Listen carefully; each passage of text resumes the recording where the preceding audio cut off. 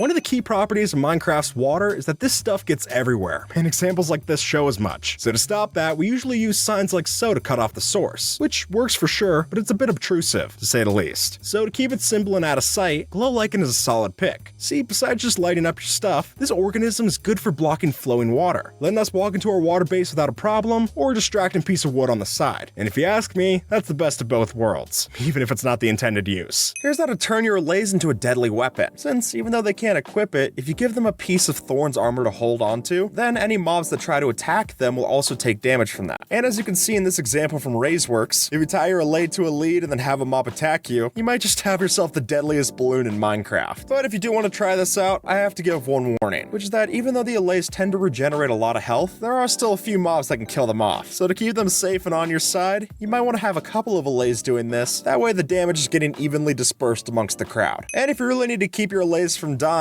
then your real get out of jail free card here is that if you give your Allay a Totem of Undying, then they can use it just like we would. And there you go, you take them from hardcore mode right back into regular survival. Or if the Allay's not the only mob that you want to keep safe, then with the fox as well, you can do the same. But unfortunately, they're a little bit tougher to get the totem too, since for the fox you need to throw the totem onto the ground for it to be picked up. But once they have it, it doesn't matter what kind of polar bear gets nearby. They'll be left unscathed